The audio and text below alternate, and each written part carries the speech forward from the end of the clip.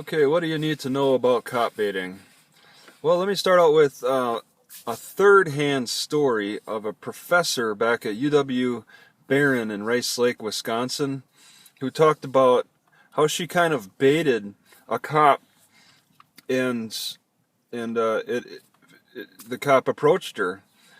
She was walking through a parking lot not far from the campus, and a cop was rolling by, and then she started acting like she was hiding something in her hands, and the cop started circling her, so she started circling whatever she was hiding, and then that's when the cop approached her.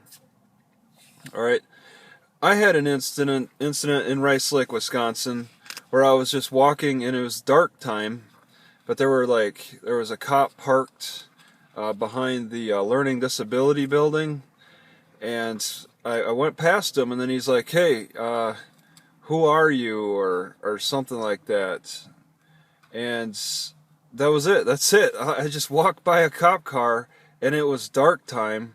I was on a trail, and they had to identify who I was and all that. I could have ran. I could have,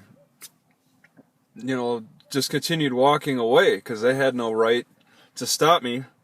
But I did turn around and talk to them. Okay, that was many years ago. It depends on the situation. It's not too hard to really bait them. Look homeless, look poor. Yeah, be in this like when you watch on Cops, the TV show, be in an area that's known to frequent poor people and maybe drug activity or something.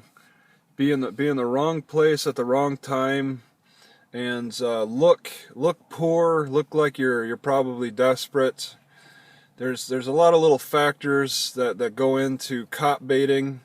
Okay, you don't have to do it intentionally. It could just be a part of your lifestyle. Just being homeless on the streets at night and parked in the wrong spot. A lot of times I'm getting these cop interactions. Let's say in Rice Lake, I was not bothered for a year while I was sleeping in my car in the same spot, day after day. Okay, the cops knew me, and in a way they felt sorry for me because they did a drug bust on my house a few years before, and they remember that, and they saw that I was living on the streets.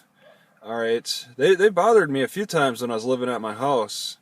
But I eventually sold it, and then eventually had to move on into my car, and I lived in my car for a year.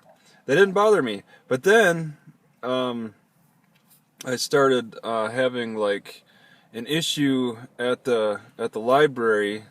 There was this one guy who really like had a bad smell, and the librarians wanted to attach that to me since I was there frequently, and there's an air freshener battle, and the cops turned on me.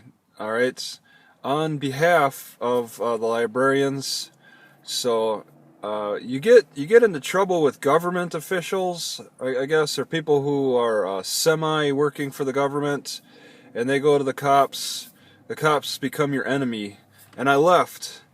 And that was just after living in my car pretty comfortably for a year. I was getting calls, I guess. I was told I was getting calls, but the cops weren't acting on it until the librarians spoke up. So you want to be on the good side with librarians, okay? Because if you're not, then you become a cop baiter. Or any government officials. You want to, yeah, and I moved around a lot, so the cops didn't know me in the new cities that I parked in overnight and tried to sleep. So they all had to identify me.